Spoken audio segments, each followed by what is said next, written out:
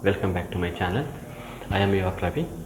I have come up with new topic and new information today. Today we are going to discuss how to record the rainfall, that too with very ancient and very old way of recording. So secondly, I'll show how I transferred all this data which is in the paper to a Excel sheet, and if you have a access to the technology you can use that. And third, I am going to show one important and very interesting number. So we'll watch the video till the end. So without further delay, we'll start. For recording the rainfall, right? So there are a couple of best methods actually. So you keep a diary like this or a notepad. So keep it, you will be able to keep all the detail in one place, or you can use your mobile phone also. I'll cover how to add records in through a mobile in probably a next video, else this video will become longer. For this demo purpose, right? So I created a chart like this. Actually, you don't need to create chart like that, so you can put it in everything in a notepad, like ruled notepad. This you can do this actually. So this chart has three columns. First is serial number, and the second one is the date, and third is the rainfall in the millimeter.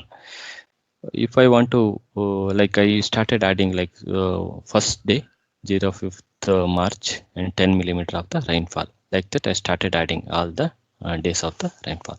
So this chart is okay actually. So you, from this chart, what you can gather is information: total rainy days via serial number, 3 days here and 3 days here, total 6 days. Okay, and date when it is rained. So 05th March is the date, like 10th March is the date, like that we can date, we will get it, and the rainfall of that particular day and the month actually. So 20th March is the 13 millimeter rainfall, and total rainfall is 35 millimeter for the month of March, and April also will get.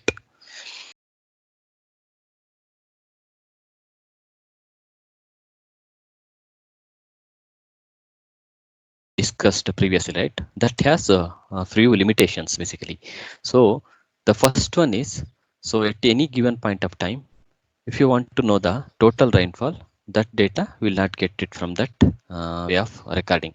So suppose if you say January 01 to May 31st, what's the total rainfall?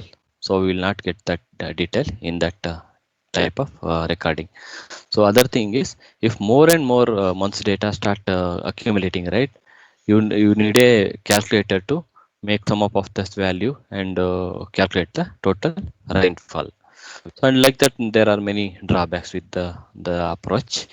And what we can do is we can bring in two more column to that that type of recording, and which makes the reference is very handy. So, and this method followed from many decades or many centuries. So I heard this from the many farmers. Let's see what those columns are. Now, if you see the fourth and fifth column, that is the total rainfall and the total rainfall in the month. See this data, right? If you start adding like this, right, it's very handy. So suppose 6th day, right? So 19th April.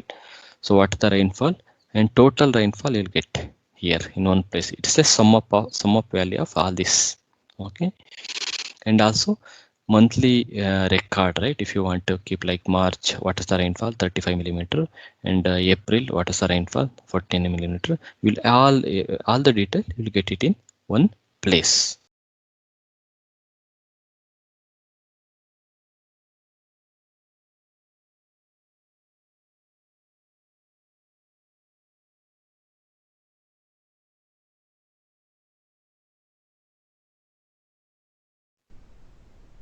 This is how the data looks when you enter the data in the Excel sheet. So I maintained the column name as it is. Monthly one I have removed it because I don't need it. So you can see here days count, that is the serial number in the previous slide. So date and measure in rainfall and total in the millimeter, and harvested the water in liters. If you want to know that this detail, right, so you refer my previous video. I have explained how to calculate that. I have pasted the link in the description. So let us see, take first 10 data, first rows we'll take, and we'll plot a graph. Go here and insert a graph here. So through this graph, right, you can see rainfall that is in the blue color, and total in the total rainfall in the brown or red color. Like this, it will show 10 days data.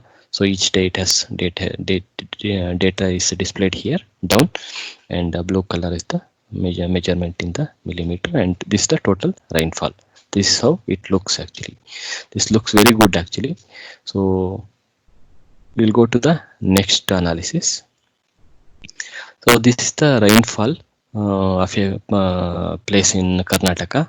It has taken from 2007 to 2019. This is actual data. So I have not fabricated this data. So if you see here, right, from 2007 to 2019, I have put the details into column, and this is the graph I have plotted. So you can see a couple of skyrocketing records like 4,500 millimeter rainfall. This is very good rainfall actually. And for calculating the average, okay, what meteorological department generally does is they will take like 5 years, 10 years or 20 years of data. They will put it like this and take a average out of it.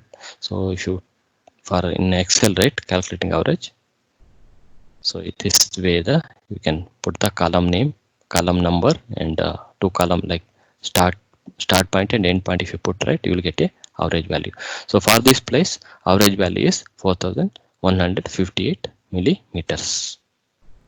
As promised, let's see the magic number or information. 2019 monsoon rainfall, that is starts from the June. I harvested around 406 millimeter of the rain. If I multiply that with the square root of the square of the my terrace, I'll get around 32,057 liters of water. So this number, right, I mean this many liters of water is sufficient for almost 40 days if you, for a family of around 4 members. And if this is used only for the drinking purpose, then it is enough for almost 2,670 days. Thanks for watching this video. I hope this information is useful. Please subscribe to my channel.